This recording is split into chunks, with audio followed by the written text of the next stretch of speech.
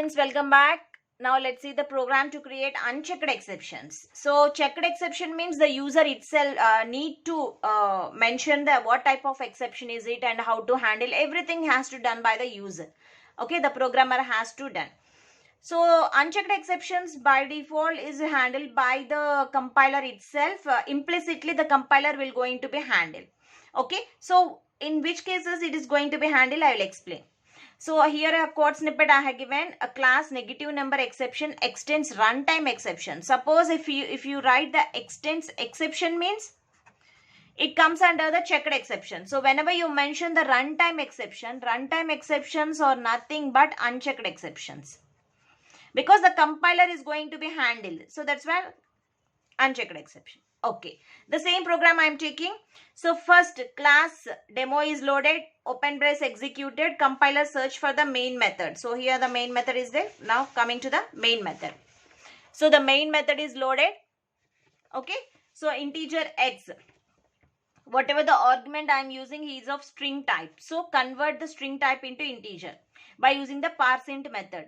The parseInt method is present in integer class. So that's why integer dot parseInt argument 0. Suppose here if I use the some 2, number 2 I had given. So at the command prompt, okay, at the arguments I am entering at the command prompt.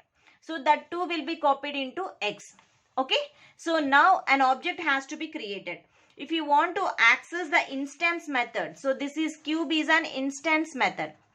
If you want to access the instance method or instance variables, first object need to be created. So a new demo object is created. Okay, with an object reference d. So with the help of object reference, I am accessing d.cubex. Okay, so now the compiler will come to the cube. So integer 2, I mentioned it as cube a as a 2 because x I have given suppose 2 at runtime. I am giving at runtime.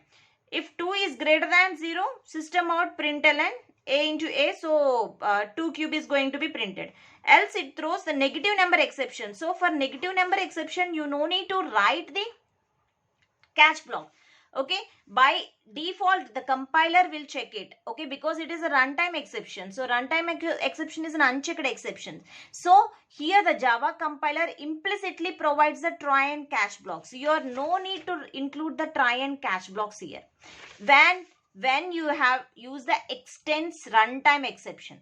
Suppose if you are using the extends exception class, compulsory you have to add the try and catch blocks. Try block. And here in the catch block, you need to mention this negative number exception. Okay, you need to mention the negative number exception. So here I use the extended runtime exceptions. Whenever you call the runtime exception class, you no need to mention the implicitly means try and catch blocks. You no need to mention. So in this example, the Java compiler itself provides a try and catch blocks. Okay, see here I didn't mention, I just simply throw new negative number exception. Whenever it sees a negative number exception, the compiler will go and check in the runtime exception and it is going to be display the message. No need, it won't check for the catch block. But suppose if here you have given the exception, compulsory error will be occurred. It won't maybe display message. Try to enter the catch blocks, try and catch blocks. Okay, so thank you.